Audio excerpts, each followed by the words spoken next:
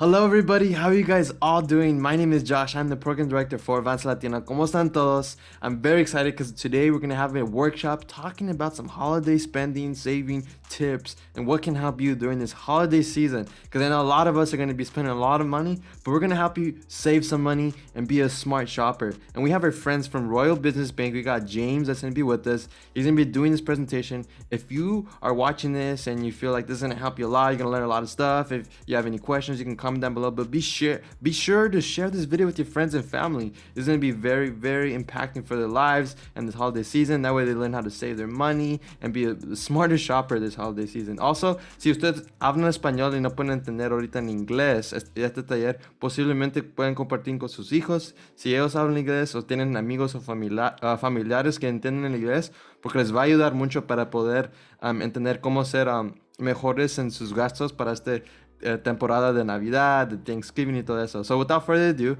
thank you again, James, for being here with us and sharing this great presentation. I'll let you go ahead and start the presentation. Hello, everyone. My name is James Tran. I am the CRA reporting analyst for Royal Business Bank. My job at the bank here is to track, validate, and analyze the bank's data to make sure that we're serving all of our communities, especially those that are low to moderate income communities within the bank's assessment areas. So today I'm going to present to you a holiday savings workshop to help you with budgeting when it comes to holiday shopping. So before we can dive right into it, we talk about goals and money. So setting SMART goals helps you achieve your hopes and your dreams of the future by providing a realistic plan for you to follow. Goals, they give you your desired results. And how we do this is we create a budget. A budget helps you prioritize how you use your money, and it helps you measure and track your progress to make sure that you stay on track. So setting SMART goals. Goals should be specific. What do I want to accomplish? Measurable. How much? How many? Action-oriented. What specific actions do I need to complete in order to meet the goal? Action-oriented can be in terms of, making sure that you aren't distracted from your goals by sticking to whatever plan you mapped out. Your SMART goal should also be reachable. Is this goal something I can actually reach? And time-bound. When will I reach this goal? So SMART goal step number 1, creating a budget. So first we need to assess what our wants and our needs are. So our needs are things that we need every day for our basic necessities, food, water, shelter, for example. Our wants are everything that we could live without, but we would like to purchase, such as holiday gifts for everyone. So we need to allocate a specific amount that you can spend on specifically the holidays. This gives you a measurable goal of how you can spend your money. Now remember not to exceed this amount so you can stick to your SMART goals by being action-oriented.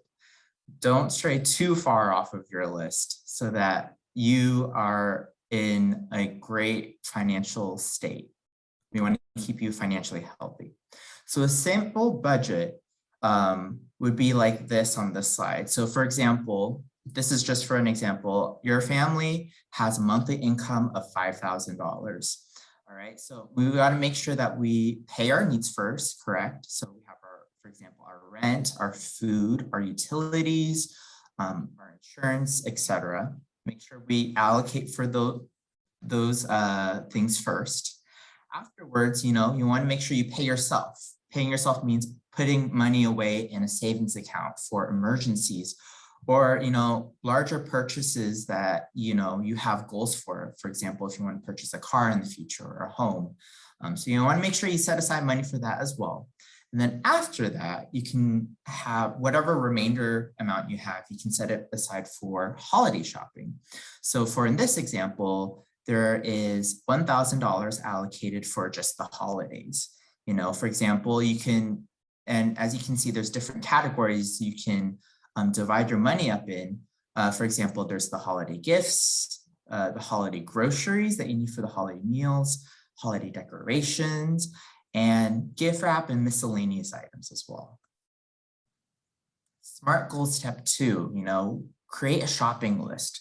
So once you kind of have a total dollar amount in mind, you need to make a list of things you would like to buy with this budget. This helps you think about how many things you can buy with your budget, and staying within your budget. Sometimes you can make substitutions, for certain items, and it can help your goals more reachable. For example, consider creating some homemade gifts, to save some money. Or, if you're grocery shopping for, groceries to cook a holiday meal, instead of buying a name brand item, you can always go for the generic brand and save some money there as well. These are certain things that can help you, stay within your budget. So some examples of homemade gift ideas, just to, get your thoughts going for the holidays. If someone likes plants, you see on the top left corner, you can buy them a succulent, and then, you can find a jar that you have around the house or something that you can put it in and, decorate it. You can make them an ornament. You can get at the dollar store, they have, plastic and glass ornaments that you can twist the top off and, put like, for example, in the picture, feathers or cotton or certain things to decorate the inside, or you can even paint the outside. Another example of a homemade gift is you can, in a jar, you can put all of the items that you need to make hot cocoa in. So whatever that person's favorite things to put in for hot cocoa, marshmallows, peppermint sticks, for example, you can put that all in one jar and package it for them. Maybe tie a ribbon and you can give that as gift. You can also, make a homemade mug and design it with them. You can use a Sharpie and design it, and then you can cook it in the oven, and then it should be good to go.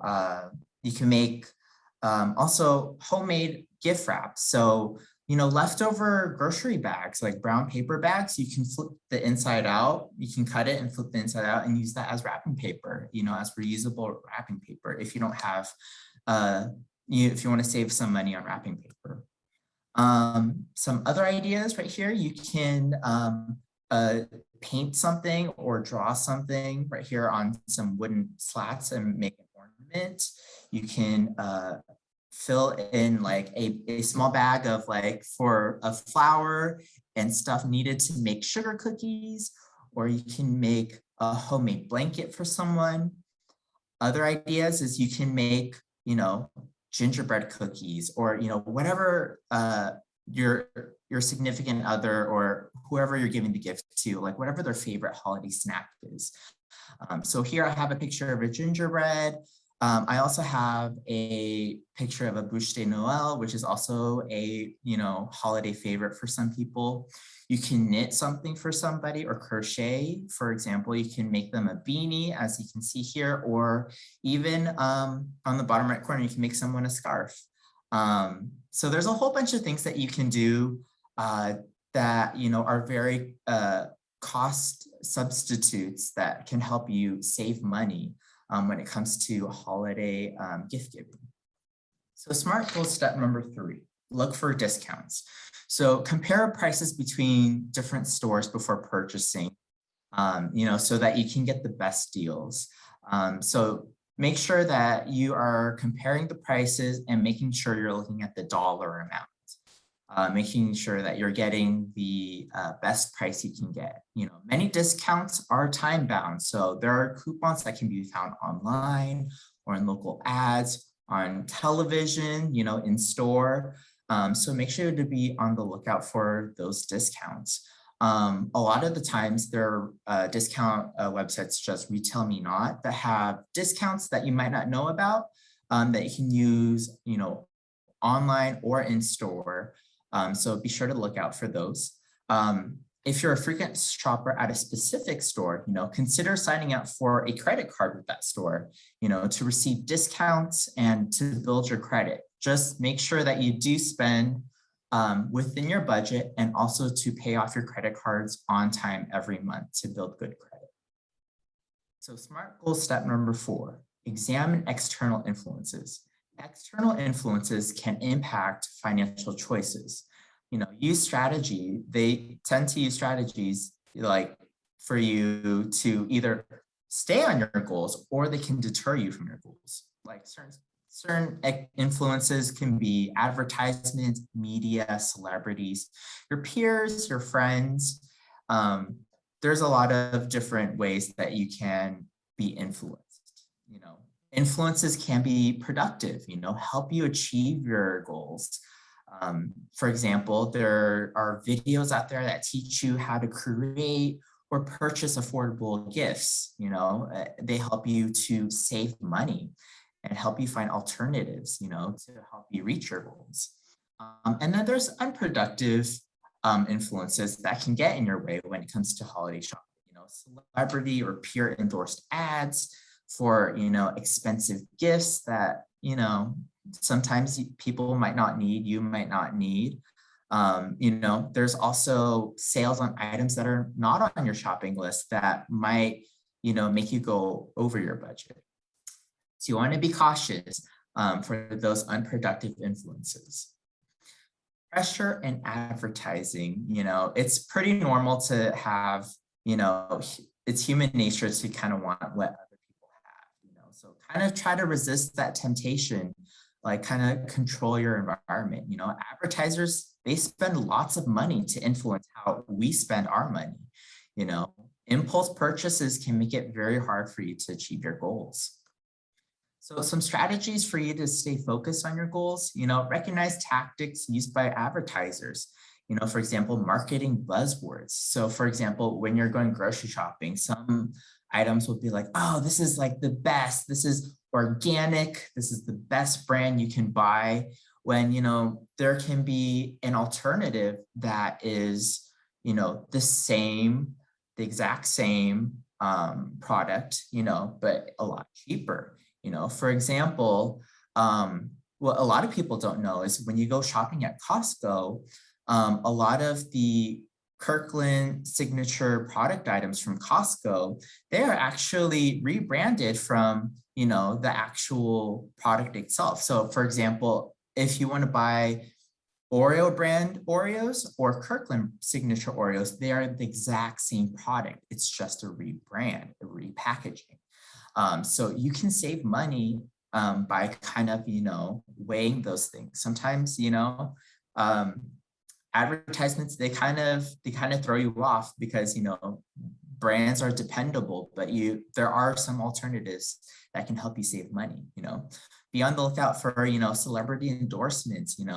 Sometimes like celebrities would be like, oh yeah, since I have this product, I'm happy, you'll be happy too. Sometimes, celebrity endorsement products aren't like necessarily for everyone, right? Not everybody needs the newest iPhone or etc. or the newest technology. Sometimes people need like simpler things like, for example, like a planner, like for the new year, to help them keep on track with their goals, right? Or like a basket full of like, their favorite foods, rather than like those expensive gifts.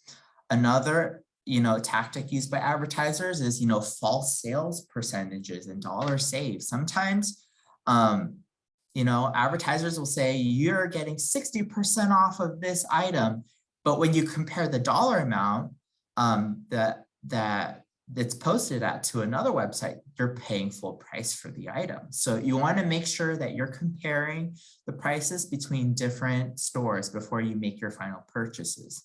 So always notice when you're tempted, ignore control your environment by ignoring advertisements. Sometimes advertisements will, be unproductive and they'll throw you off of your goals. So what you can do is always build in a pause, give yourself time to think about the purchase before making the purchase. Staying focused on your goals, make sure you talk yourself out of impulse purchases because they will tend to get you to spend over your budget. You want to stay within your budget. so that you're financially healthy. Other ways to think about it is, calculate the hours or days that an item is worth. Think about your hourly wage, divide the cost of the item by your hourly wage, and quantify your purchase in terms of a variable valuable thing, which is your time. So think about, if you're to buy the newest iPhone for someone and it costs 30 hours of your time versus, if you do maybe a homemade gift or something a little bit more within your budget, purchase something a little bit more in your budget, maybe you can, you know, save some money there. It would probably be less hours of your time, maybe half, 15 hours or even less of your time. So always, keep in mind of those things and always return to your budget, return to your shopping list and stay within your goals. Like anything, if you see something that's a better substitute or alternative, you can always adjust your goals and adjust your shopping list to match.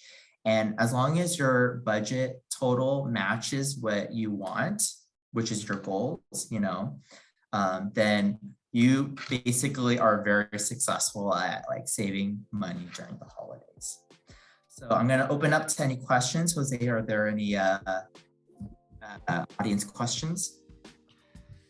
Thank you again, James. That was a lot of information. It was very great, to see a breakdown of how our families that are watching can be able to use the smart everything that you talked about to be able to do their holiday shopping. And some questions I'm thinking about that people have asked in the past and that I see time after time is should you budget for your holiday shopping? And if yes, what are maybe some strategies that you can use for budgeting for maybe for Thanksgiving and Christmas? Yes. So for the holidays, definitely create a budget. It helps you keep track of how much you're spending and where you can make adjustments as well. And I would suggest for Thanksgiving, make a separate budget with your budget for whatever holiday you celebrate in December. So make sure you make two separate budgets and then allocate specific dollar amounts for each category. And it will help you break down everything and keep you organized and stay on track to your goals. Awesome. Thank you.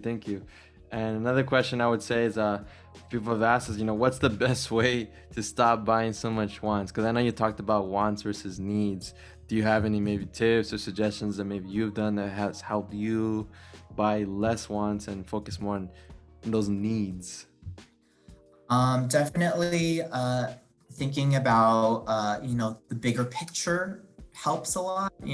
Sometimes, you think about an item and you're like, it will question yourself, like, how much or how long is this going to create happiness for me?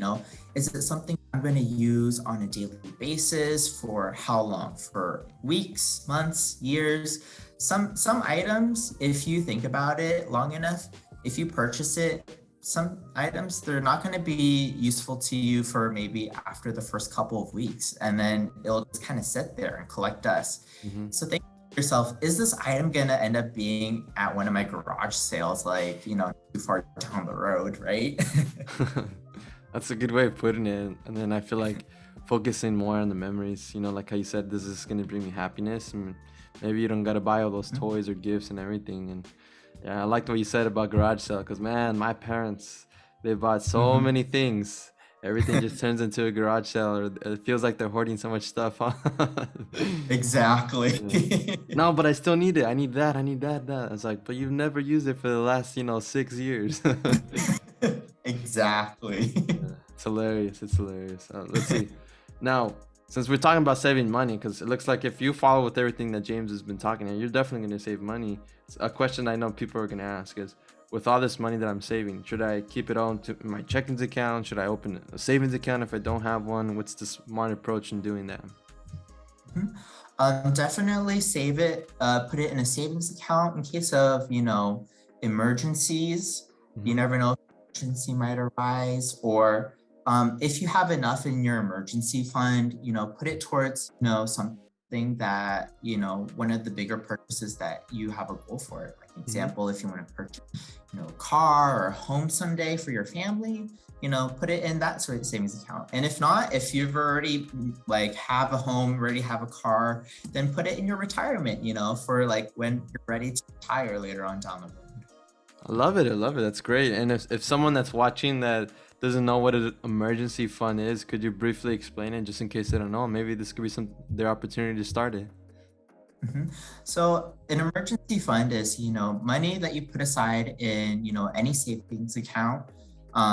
It could be a specific savings account that you can open up and just kind of designate to put money in, in case of certain emergencies that you may have in life. Sometimes, things arise in life, such as, sometimes you'll have an accident, a car accident, you'll have to do an auto repair, or, maybe sometimes you'll have a broken arm or broken leg and you'll have to do some surgery down the road, or there might be a time where you might be laid off from your work and you might need to depend on those funds, the emergency funds, in order to, get by until you get your next job. So make sure that you do, if you haven't already, set aside an emergency fund for the future, because it'll help you be financially healthy. I love it. I love it. Great explanation. And I think something that's crazy is that there's no such thing as a cheap emergency, huh? Every Very emergency true. is expensive. Every emergency is expensive, whether you're breaking your legs or breaking your car. It's gonna come out very expensive. Well, thank you so much, James. I don't know if you have any final remarks, anything you just want to leave our viewers with.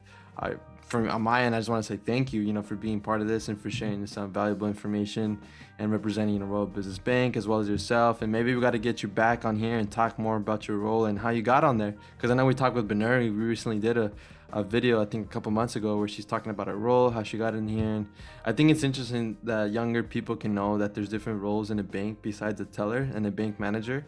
Because I didn't know that in the past. And now I'm just like an analyst. You are a CRA analyst, right? Correct. Wow, I would never have thought that even existed when I was younger. Exactly. It's actually, banking is a lot bigger. And, the more you actually learn about banking, the better, because then you realize they're not just like these people who just like, they hold your money for you and they give it to you and you want money. There's actually people behind it who are here to kind of help you with your finance needs, to kind of help you meet your goals, whether it's to, save money, put aside for a college education, or, if you're trying to buy your first car, or first home, or, etc. So there's a lot of people with different expertise within banking, and there's also things that are not related to money, like IT. Banking has a whole IT team behind it, so they're not related. And there's like HR, human resources, that's really so. Many. But thank you, Josh, for inviting me. Thank you, Ideal CDC. I love the work that you do for the community. From the food bank drives and etc. So thank you so much for everything that you do. And I also want to wish everyone a happy holiday, regardless of whatever holiday you celebrate. Thank you so much, James. I appreciate you guys, your team, Benuri, Mona, everyone there at Royal Business Bank. You guys have been very helpful, and thank you for bringing these resources. And yes, we do this for the community, and like James says, have a great holiday season, whatever to celebrate during this holiday season in November and December. And we're getting very close to a New Year's 2022. And if you're watching, please share with your friends, tag them. But yeah, it's crazy how the year is almost ending. Thank you guys again for watching. Thank you, James, again. We'll see you guys in the next workshop. Take care and have a great rest of your day.